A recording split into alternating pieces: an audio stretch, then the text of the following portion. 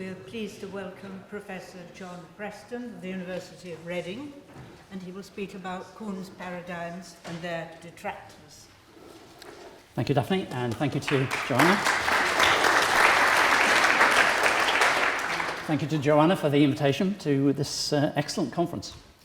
So this is the plan, what I'm going to do.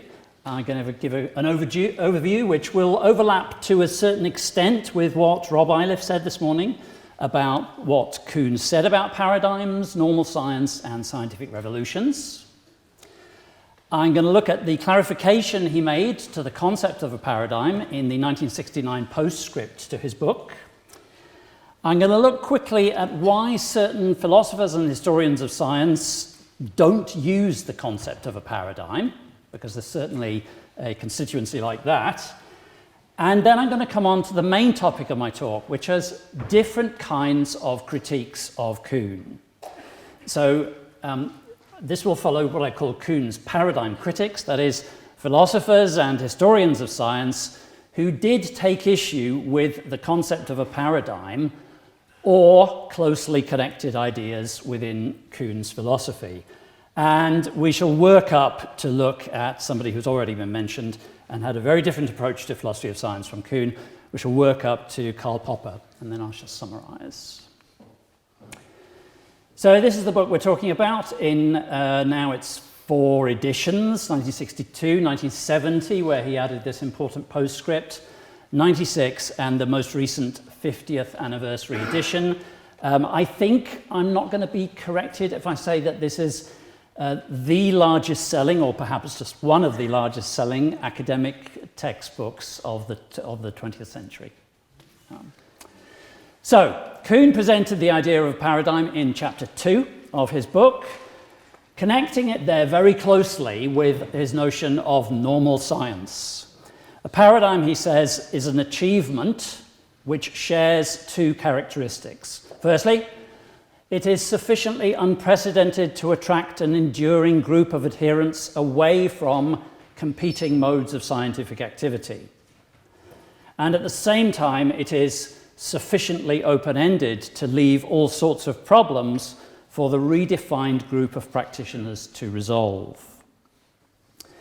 By choosing the term paradigm, Kuhn said, he meant to suggest some accepted examples of actual scientific practice provide models from which spring particular coherent traditions of scientific research. And one of our earlier speakers was keener on the concept of tradition than on paradigm, but Kuhn uses both. That chapter went on to argue that the paradigm is, as he puts it, a fundamental unit for the student of scientific development. Not necessarily for the physicist or the working scientist, of course. This is a tool for the historian/philosopher of science. Kuhn didn't mean it to be more than that. And that chapter concluded with the idea that the idea of a paradigm is what characterizes science, basically. Except with the advantage of hindsight, it's hard to find another criterion that so clearly proclaims a field a science. So Kuhn links the concept of science itself with the concept of a paradigm in this way. In the 2 chapters that follow, we get a specification of what's involved in this activity called normal science, the kind of activity that scientists engage in under the guidance of a paradigm. And we're told, as I think Rob told us this morning as well, that normal science consists in puzzle solving. That is, attempts to fit nature into what Kuhn calls the preformed and relatively inflexible box that the paradigm supplies. Normal scientists, Kuhn portrays as not undertaking the sort of heroic discovery work that we think of elite scientists as doing. They often do know the outcomes of their experiments, he says, and calculations, but they still devote their energies to showing how those outcomes can be achieved. And he famously says that the onus within normal science is on the paradigm scientist to show that problematic phenomena can be coped with by this paradigm. Right? So they're not supposed to be trying to break their paradigm or shake it or move away from their paradigm. Their job is to show that the paradigm does make sense of the observable phenomena, the experimental phenomena. Another very important point that Kuhn makes, and I think people quite often ignore this, is that normal science involves a degree of professionalization which restricts the vision of the scientist. This is the origin of the idea that Kuhn presents normal science as a sort of dogmatic activity, and somebody this morning also mentioned the concept of totalitarianism, as if that's supposed to characterize normal science for Kuhn. In a way, something like that does, right? So the scientist has, according to Kuhn, a radically restricted vision, but the radically restricted vision is what enables science to progress, according to Kuhn, because without the radically restricted vision, the things that the incoming data that do not fit that vision would not be visible. They would not stand out to the scientist. This is one aspect of Kuhn's use of Gestalt psychology and the famous Brunner and Postman experiment, which he covers in the book. The next important concept after paradigms and normal science is, of course, the concept of a scientific revolution, and this is the concept of a paradigm change.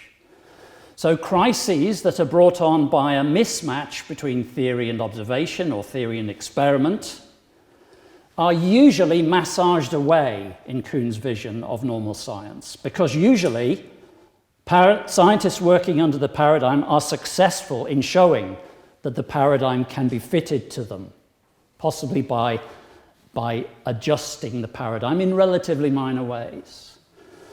But some anomalies do not respond to that kind of treatment. They worsen into what Kuhn calls crises. And a crisis, if it's not solved, can lead to what Kuhn calls a scientific revolution. So there's a quite long quote here, but I will read it. I think it's quite important. The transition from a paradigm in crisis to a new one from which a new tradition of normal science can emerge is far from a cumulative process, one achieved by an articulation or extension of the old paradigm. Rather, it is a reconstruction of the field from new fundamentals, a reconstruction that changes some of the field's most elementary theoretical generalizations, as well as many of its paradigm methods and applications. In a moment, I'm going to look at the people who criticized the views that we've seen so far, okay? But I also wanted to mention that in 1969, Kuhn did a bit more work, had thoughts about paradigms, and put them into the famous postscript to the Structure of Scientific Revolution for its second edition. And one of the things he does there is that he concludes himself that his book had, in its first edition, used the concept in two senses. So on the one hand, we have the concept standing for the entire constellation of beliefs, values, techniques, and so on shared by the members of a given community. That's the concept of paradigm deriving from Kuhn that has made it into popular culture, basically. Yeah, that's the one which, nine times out of 10, somebody who's not a philosopher or historian and who wants to use the concept of a paradigm or a paradigm shift, they'll be talking about that one. Yeah? But on the other hand, Kuhn says, it can stand for one sort of element in that constellation, the concrete puzzle solutions which, employed as models or examples, can replace explicit rules as the basis for the solution of the remaining puzzles of normal science. So these two senses of paradigm are what have come to be known in the literature as the disciplinary matrix sense. That's the more vague and general one that people generally use, and the exemplar sense. And it is notable that Kuhn himself explicitly says that he thinks the second one is the philosophically deeper idea, right? I might come back to that if I have time. So he elucidates on this, the disciplinary matrix sense by saying scientists working on the same disciplinary matrix will typically share all of these following things. Perhaps I'll summarize that side. Symbolic generalizations, laws I guess you'd call them, models and analogies, virtues or values, what goes towards making a theory a good theory, metaphysical principles, and finally the second sense of paradigm, the exemplars or concrete problem situations. So that's how the concept of paradigm developed between Kuhn's first edition, 1962, and his second one in 1970. However, even in this clarified sense, not all of us, as philosophers and historians of science, use the concept of a paradigm. So why? Why not? Right? I think this is for various reasons, and this I think I'm regarding this as a radically incomplete list, or a list of suggestions, perhaps. So first of all, one of the reasons why philosophers of science do not use the concept of a paradigm is actually, I think, because scientists don't use it, right? And philosophers of science nowadays are quite keen to remain in touch with the ways in which scientists think of their own activities.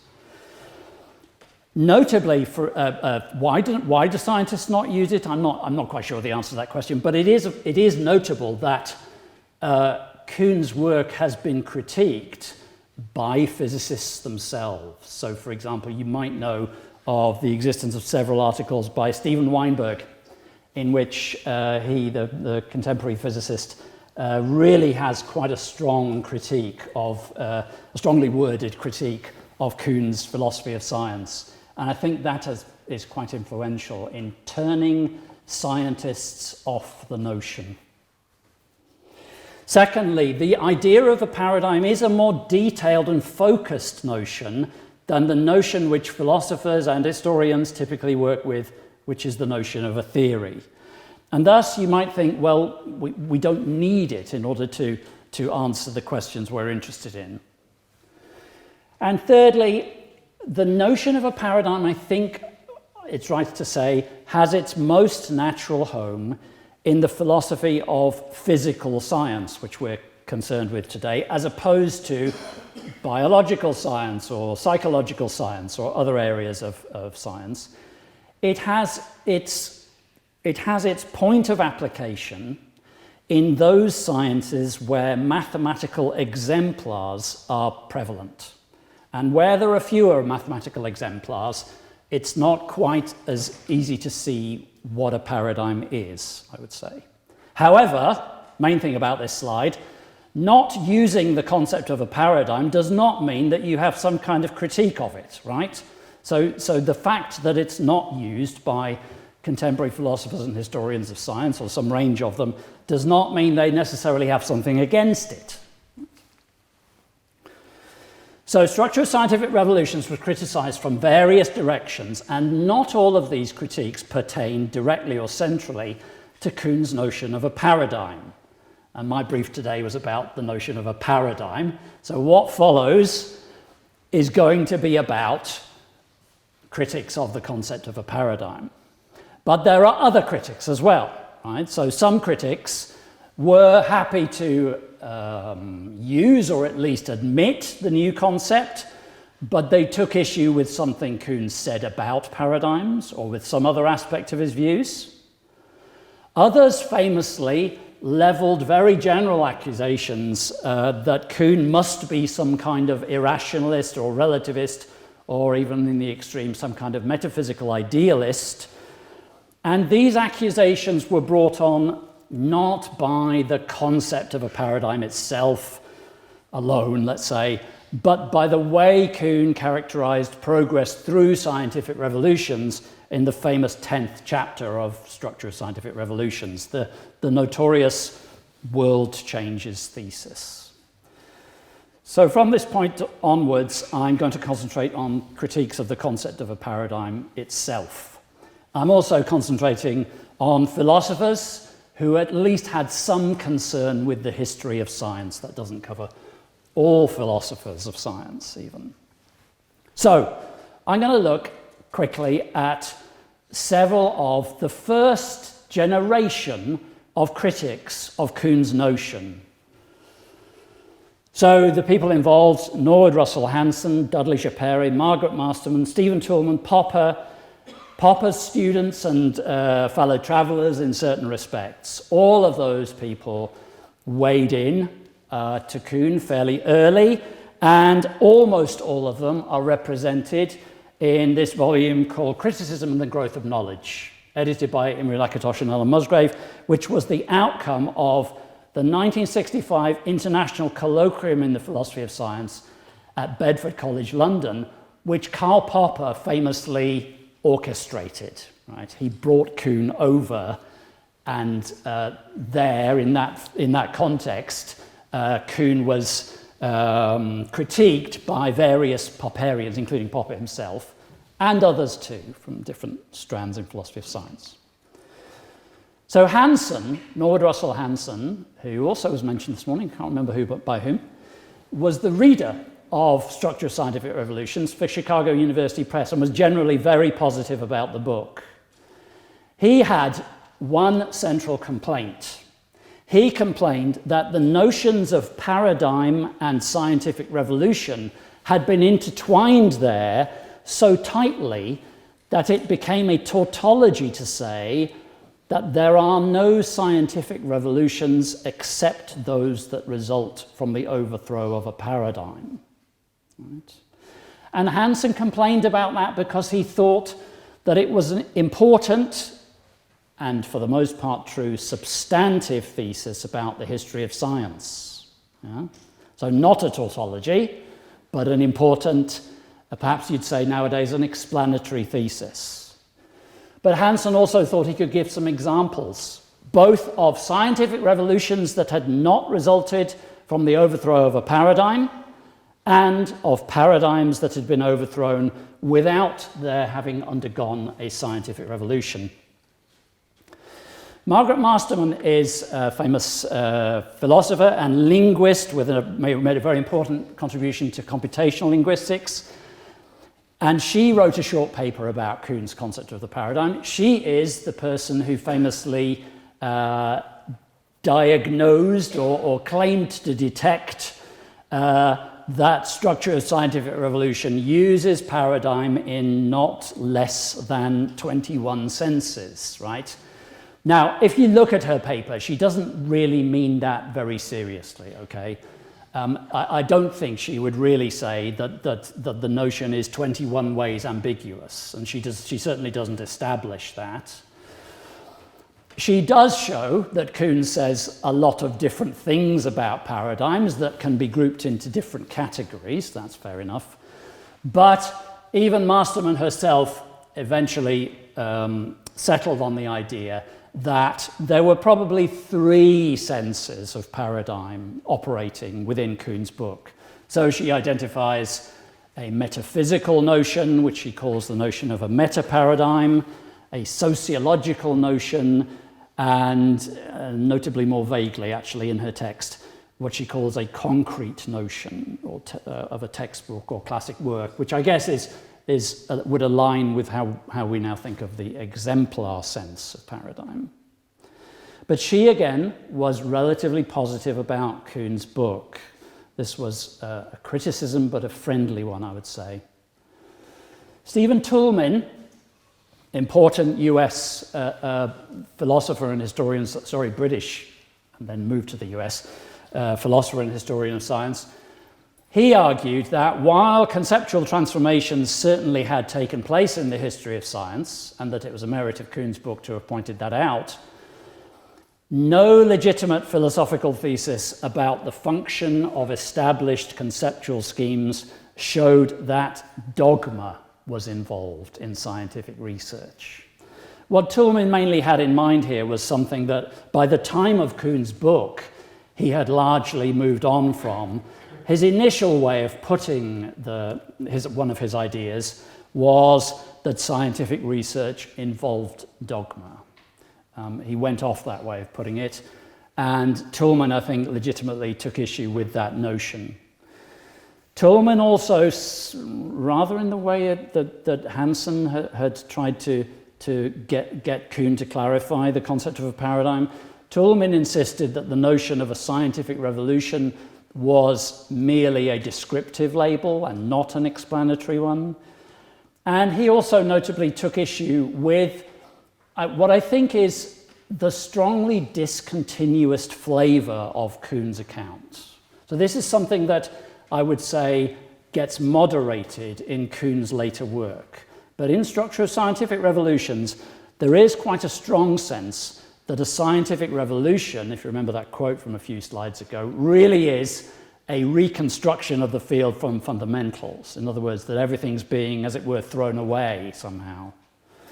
So Toulmin argued, and he wasn't the only person, that the difference between normal and revolutionary change was only really one of degree, not of kind, and that nothing in the history of science corresponded to Kuhnian incommensurability, the relationship of mutual, not quite intelligibility that Kuhn postulates between certain sorts of successive paradigms.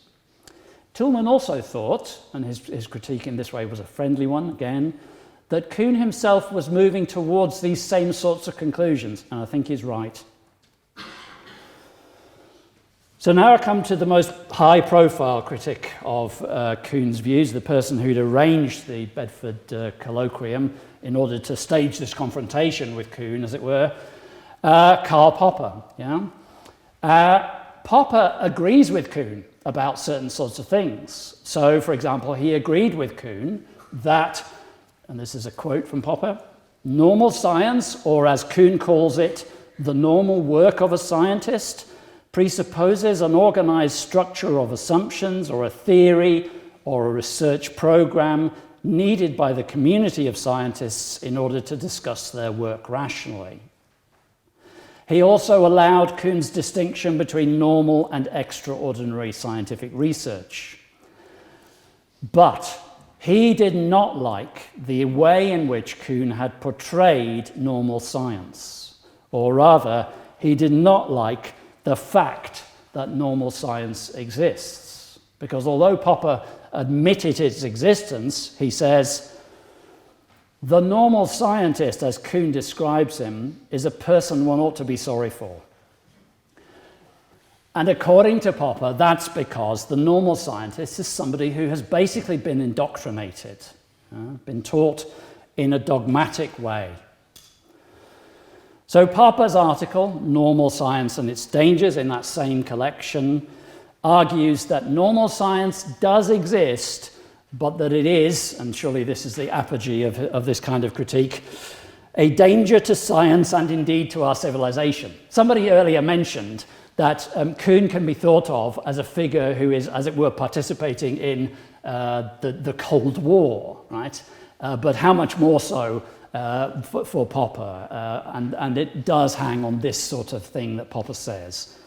Popper is identifying what he thinks of as a kind of tacit endorsement of a totalitarian way of thinking that comes out of Kuhn's model or picture of science. So although Popper admitted the existence of normal science and thus paradigms, he insisted that it was a far more local phenomenon, isolated, than Kuhn thought, and thus was inadequate for characterizing the nature of science. And remember, that's exactly what Kuhn had done at the end of chapter 2 of Structure. Few scientists, Popper insisted, few scientists recorded by history, were normal scientists, and thus no history of science conducted in terms of paradigms could be adequate to the critical and questioning spirit of science. And Kuhn's typology of scientists, based on his normal extraordinary research distinction, Popper insisted needed lots of gradations inserting in order to cope with scientists who did not themselves make scientific revolutions, but on the other hand were definitely not doing just what Kuhn thought of as normal science. Popper's example there is Boltzmann. Likewise, Popper and his erstwhile student Paul Feyerabend complained that the idea that each science is dominated by a single paradigm, which in retrospect I think they probably had somewhat imposed upon Kuhn's text, let's say. This fits only some sciences, like astronomy, for example. But they wanted to insist that in other sciences, one could perfectly well identify paradigms that were concurrent with one another. Another aspect of the Kuhn-Popper conflict comes into view if we ask the question, how do scientists respond to the crises which their paradigms often face? Kuhn's answer is famously not by giving up their paradigm. He says they do not renounce the paradigm that has led them into crisis. They do not treat anomalies as counter-instances, although in the vocabulary of philosophy of science, that is what they are. Popper could allow that abandoning a paradigm must always involve the presence of an alternative paradigm. A scientist, as he would say, has to have some theory. But he couldn't countenance what he thought of as the uncritical attitude which normal scientists take to their own paradigms as portrayed by Kuhn. So, in summary, we could ask various questions about the concept of a paradigm and its development. If we ask, are there such things as paradigms and therefore normal science? Do those exist? Well, certainly Hansen and Margaret Masterman would say yes. Popper would say yes, unfortunately, and Feyerabend followed him in that respect. But thankfully, according to Popper, normal science is very much less prevalent and very much less important than Kuhn thinks, even while paradigms are somehow more plentiful.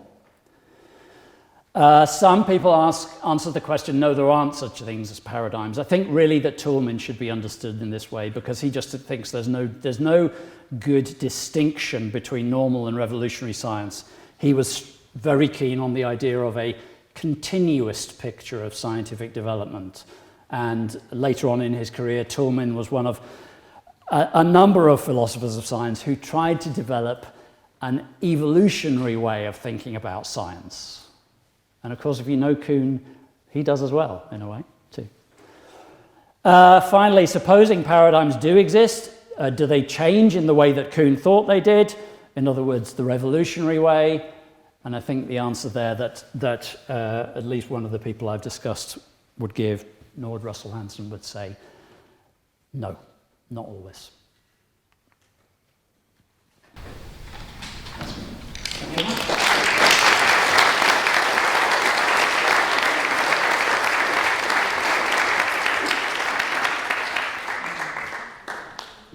Thank you so much for a most informative talk. We've plenty of time at this point for questions, and that's perhaps appropriate as things have been brought together. It occurs to me, I mean, this was in the 60s, and there's been a big change since the 60s in the rise of big science. Yeah. And by definition, almost, nearly everyone working on the LHC or big astronomy projects or big biology projects are doing normal science.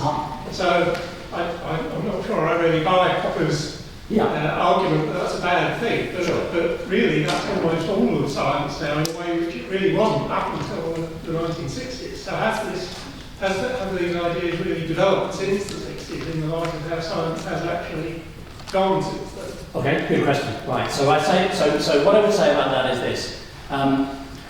It's true that, as somebody said earlier on, scientists read Popper.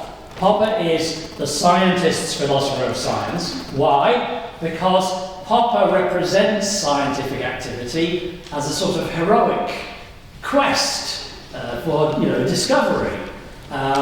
He thinks that science brings out is the best aspect of our civilization, as it were. But his account of scientific activity is very strongly normative. Right? So if you look at Kuhn's book, Kuhn will admit that he has both a descriptive and a normative dimension to his philosophy of science. He's not just trying to just say how it is. He's not just being an historian. He also wants to tell you that the way things are the way science works, where works has a normative cast, as it were, right?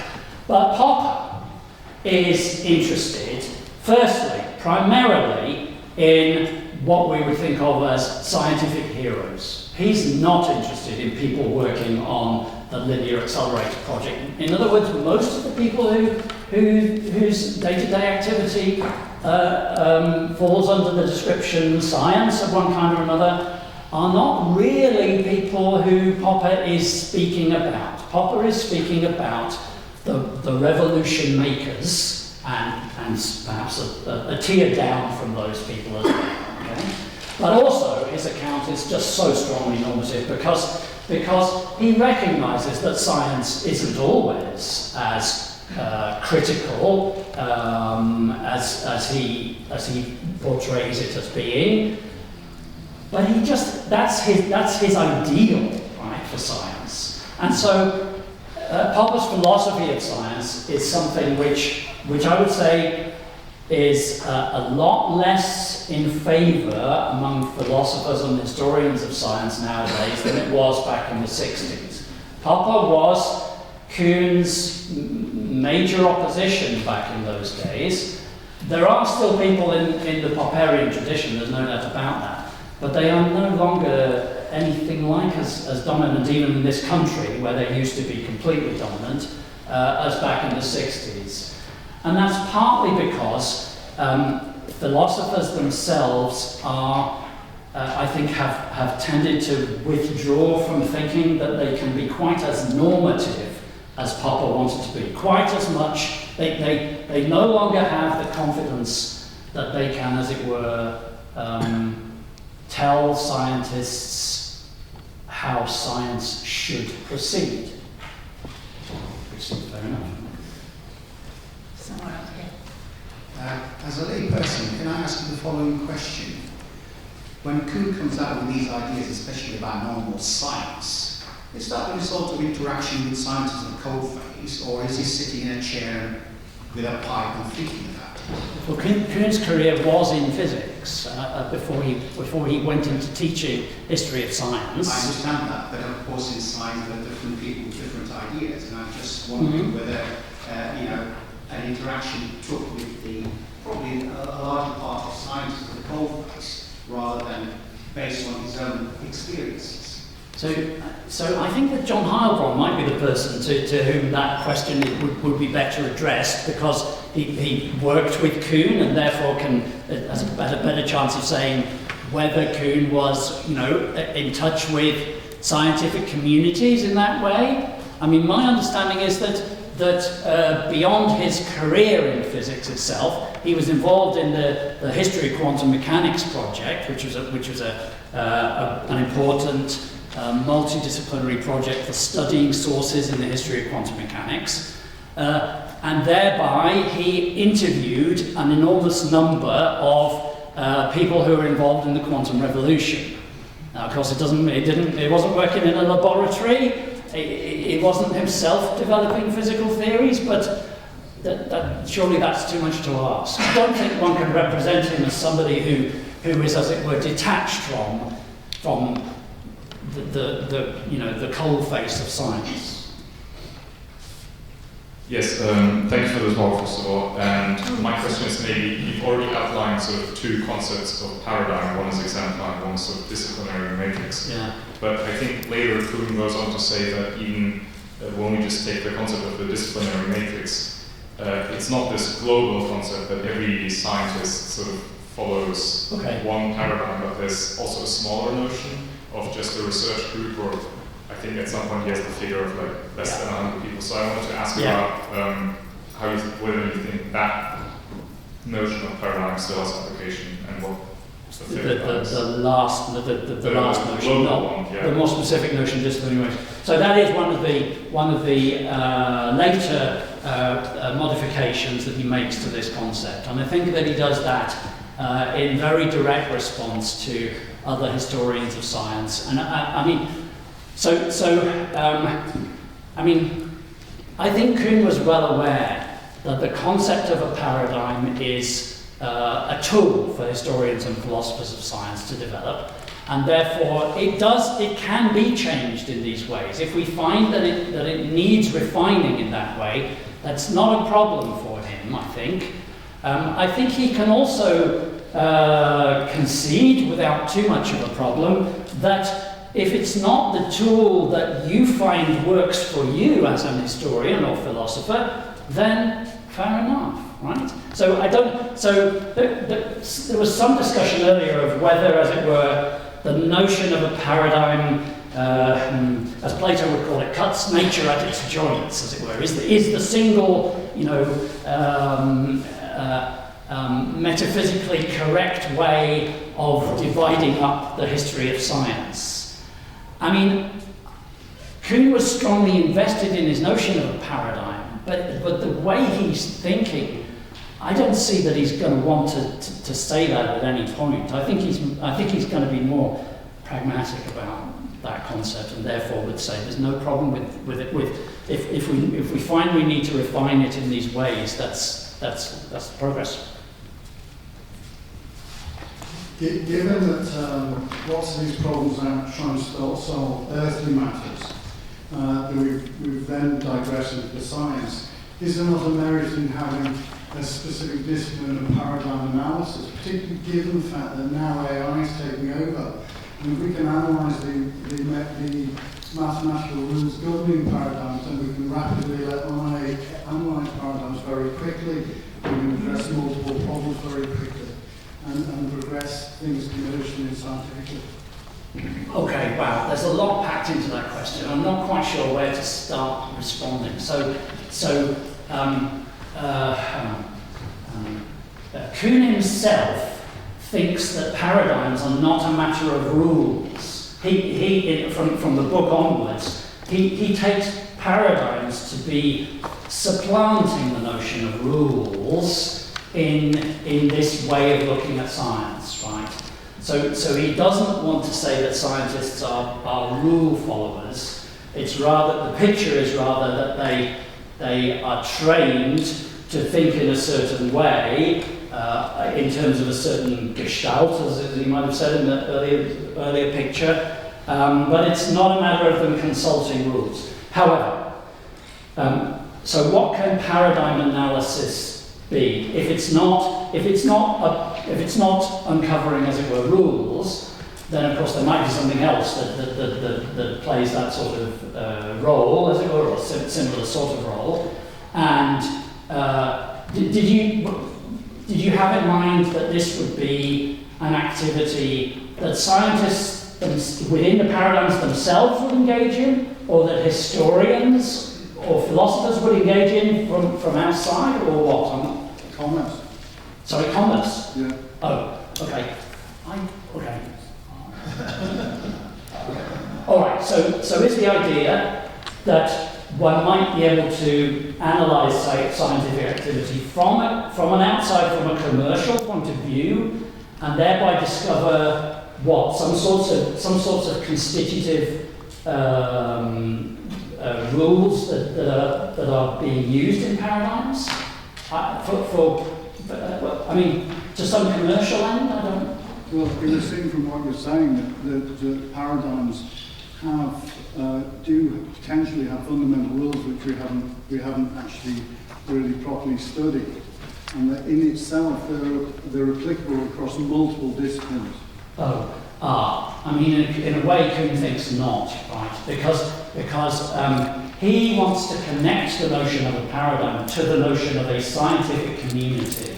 So even if he doesn't think that at any one point in the history of a science there can only be one paradigm, he definitely won't want to think that a paradigm is something that, as it were, has its existence outside a rather limited range of sciences. It can have repercussions on other sciences, But for Kuhn, there's this constitutive tie between the notion of a paradigm and the notion of a science and the notion of a scientific community. And so to put things crudely, any given scientific community is working with one paradigm.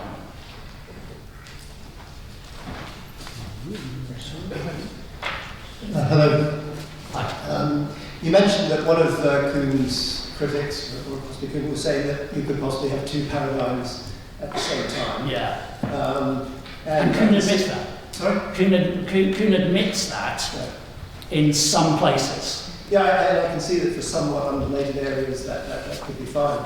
But there are some, in my opinion, still some sort of single issue areas, for instance, matter interaction, where we do live with two paradigms, for instance, relativity relying on local field theories, and quantum mechanics seem to be based on non-local interactions. Yeah. Is there a prerogative to resolve this to one paradigm? There was a lot of work on this in the sort of 70s to 90s. It seems to have gone quiet as a dominant issue, whether there could be a consistency or an inconsistency between the two. And I'm wondering if you could comment on that. I mean, so I think that question can be taken in various ways.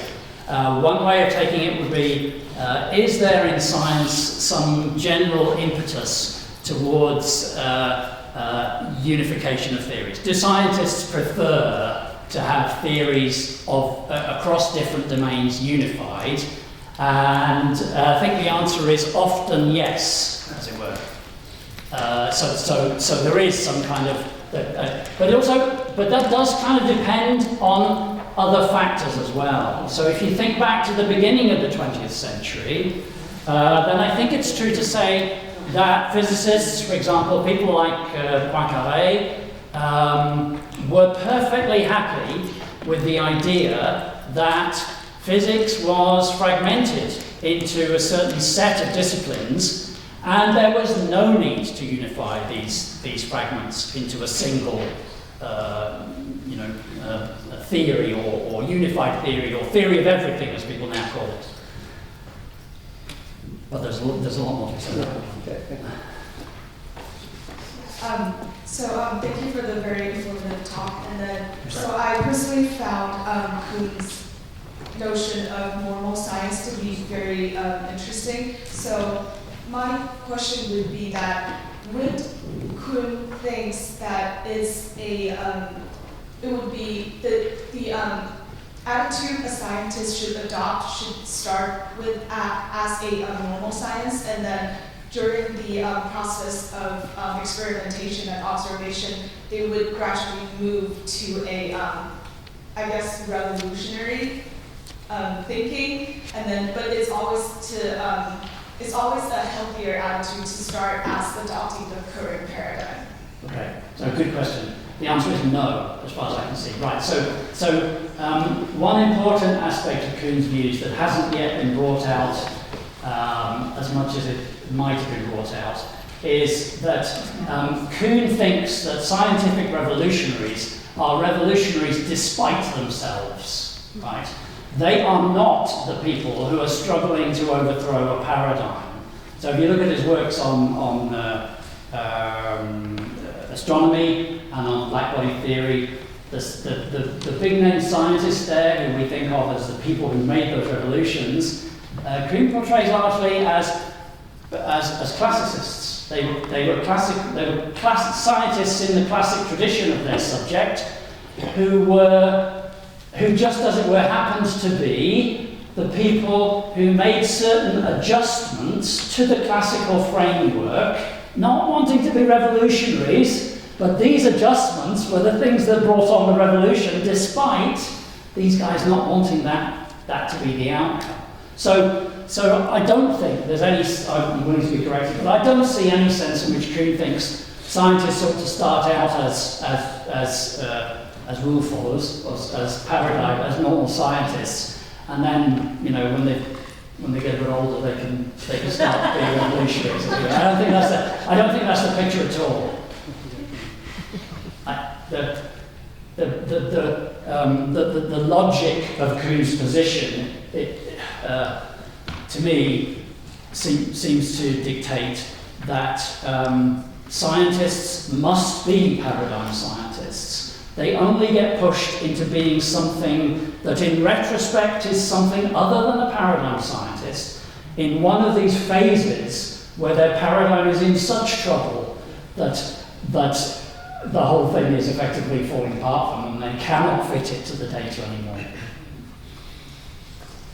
In that same mould, I think there's a lot of argument about publication of negative results, particularly in biomedical, but also in physics, things like Michael Tolemaic, the Italian particle physicist. Yeah. What was Kuhn's view on negative results and their role in launching new paradigms? And could that be changed today because of the different nature of the scientific publication process? Oh, okay, all right. So the scientific publication process, definitely something that Kuhn was one of the first people in history and philosophy of science to start taking seriously. So so as we think of them, sociological factors like that were definitely on his radar. And he definitely wanted to portray science as being something which is unique because of the sociological structure of the scientific community and the ways in which science is set up in things like peer review colleges, etc., etc. Right? To the point of your question now, which is much more difficult for me to answer. So do I think that recent changes in... No, I don't know enough about that to be able to answer that question. So I'm not enough expert enough on whether recent changes in the scientific publication process should be thought to impact on, or to, as it were, tell in favour more of Popper, for example, thinking that scientists ought to be critical of their theories at all times, than Kuhn. I don't want to venture. Sorry, I got it. Okay, so first of all, thank you very much. I think you've achieved something extraordinary. As a result of listening to your talk, my estimation of both Kuhn and Popper has gone. Okay. If I remember correctly, and I read The Structure of Scientific Revolutions already some years ago, Kuhn somewhere does draw an analogy between the process of scientific revolution and political revolution. Oh, yeah. Now, when we see political revolutions unfold, these tend to take place in a finite time. There is a victor, some regime is deposed, and a new regime is put in its place. Yeah. There will always be, I guess, recidivists in the new regime who are trying to go back to how it used to be. Yeah. But when I look at, obviously, perhaps the most significant and most recent scientific revolution that led to quantum mechanics, 90 years later, there are still plenty who suffer some kind of metaphysical dissonance, do not like the structure and are desperate to try and overthrow it, or go back to some classical notions of continuity and causality. Really, does that not weigh in and argue that, in fact, maybe this revolution is much more sophisticated and subtle, perhaps, than a political revolution? Okay. So Kuhn says things that pull in slightly different directions on this. I mean, he does portray the individual scientist whose work spurs a scientific revolution as undergoing a change of mind, and at one point he says that this happens all at once, which I'm not quite... I don't think he could have meant that seriously, and so I think he has to allow that revolutions take time. I don't think he would deny that at all. But I think, but your question does raise a very important issue. I don't know whether this is the only revolution that's been in this position. So, for example, maybe Rob Eiliff would be able to say. The Newtonian revolution, was that also characterized by large numbers of important scientists who for one reason or another, were unhappy with the Newtonian revolution. What he mentioned about action at a distance and Leibniz leads me to think perhaps there was an element of that even in the Newtonian revolution. And so maybe elderly holdouts, as the phrase has been used in the literature, of people who don't take on the new paradigm, maybe those are a perennial feature of scientific revolutions, that scientific revolutions really do, in a sense, leave some people behind. However, your 90-year point is a very good one, because these are not people people who have these qualms at the moment are not people who were taught quantum physics back in the 1920s and 1930s. They've still got these metaphysical qualms about quantum physics. And that, I think, is probably therefore a fairly good candidate for something that's relatively unusual in the history of these things. Yeah, I do think that there's something very special about quantum physics in this respect. I know that you yourself have written about the kind of cutting-edge science where it's, as it were, quite difficult to take it literally and really, commit to one's belief in it. And certainly quantum mechanics, in whatever interpretation, does fall into that category, it seems to me. And so maybe that is something rather new that I don't see it. I don't. Did Kuhn recognise it? I don't think so. You did briefly mention the lack of applicability of Kuhn's views outside the physical sciences. Yeah, I mean, people have tried, of course. It's a bit heretical to say this in the conference sponsored by the Institute of Physics, but if Rutherford was right that all science is divided into physics and stamp collecting, I think stamp collecting far outnumber the physicists. Right. And as far as the practical usefulness of Kuhn to historians of science is concerned, it's limited by this fact. And also the fact that the paradigm is passed into general usage among sociologists, journalists, and so on. The whole paradigm is being debased. So, okay, good. So let me address that one. So in the book, Kuhn is very clear, I think, that he thinks that paradigms are distinctive of natural science, right? Natural science alone, not social science. When he writes about social science later on in his career, the first thing he turns up is the question, are there really paradigms in social sciences? And he's really not sure whether he wants to say there are or not.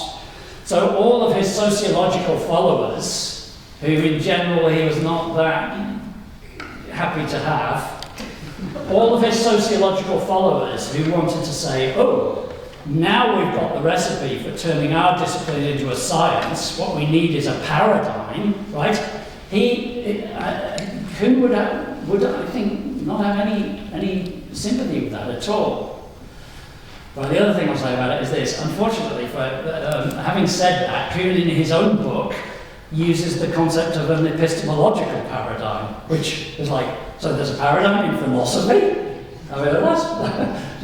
You just told us there's paradigms that characterize natural science. So the tendency to apply the paradigm concept outside of natural science, although he might have bemoaned it, is there in his own book as well. Last question. I was just wondering how paradigms are always new paradigms. How paradigms evolve. How changes a new paradigm. Motion crisis. Yeah. I think we're one of the problems of dark energy and dark matter. We know something wrong with the current paradigm. Yeah. Because of these measurements we're making. So I think that, So that raises the question, should we think that we're in a crisis phase of physics or of astronomy, maybe, at the moment? I don't think that Kuhn's picture should lead us to think that. He says paradigms are always faced with anomalies, right? So they live in surrounded by anomalies, and he knows that scientists can be unsuccessful in making their paradigm fit the existing anomalies for many years and many generations without them having the sense that this is a crisis in their subject. Now, if you ask the question, okay, where does a plurality of anomalies turn into a crisis? Then of course, I mean, Kuhn does have an answer to that, but it goes into quite a lot of detail about how seriously these anomalies are taken by the scientists themselves, and what kind of response to these anomalies they are making. So the key to it, as far as I see it, is in his book. Do the scientists really start blurring, as he calls it, blurring their paradigm in order to fit it to these anomalous data? And when they do, that's perhaps at least the beginning of a crisis. Sorry, sorry. One questioner was talking about the concept of modern scientists. And I think the man on the Clapham omnibus would regard scientists at CERN, scientists working on nuclear fusion, managing climate change, not to mention feeding the world's population and all the medical research, as being people who are doing science. And you said that would be normal science and not revolutionary science. Bearing in mind the huge problems facing us in the 21st century, would you comment on how relevant a 70-year-old debate between two philosophers on the structure that they are working within, how that can be seen to be to inform the future? I know we've been talking about the past, but personally, and for my grandchildren, I'm much more worried about the future. I feel mildly chastised by that question. Sorry, but because of course, okay. So when preparing this talk, I had to decide which critics of paradigm should I cover, right? Should I cover much more recent people than these people I've talked about there, right? In the interest of general intelligibility, I decided to cover that generation of responders. So the question, so one question would be, is there more to say about how people nowadays in history of philosophy of science react to the concept of paradigm than I've said? Undoubtedly, absolutely undoubtedly. All I wanted to sketch out was, as it were, some main lines of resistance to Kuhn's concept. So do I think, so the Kuhn-Popper debate itself, I mean, we have seen a few, in a few questions here, that people still have this sense that philosophers and historians of science can take different positions along a spectrum of how normative they want to be about scientific activity, how much they want to say science is like this, and how much they want to say science should be like this, right? And I don't think that's going to go away. I mean, philosophers, even though the level of normativity has reduced in certain respects, philosophers can't help pronouncing normatively in other respects. That's part of our job. And so I don't think the Kuhn-Popper debate is, as it were, irrelevant now.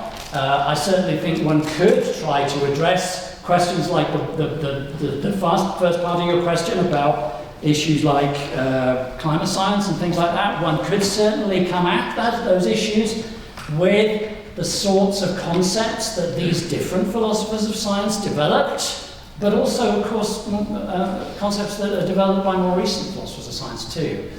So I'm maximally liberal about trying to apply different philosophical views from across these spectra to these questions. I think we must definitely stop now.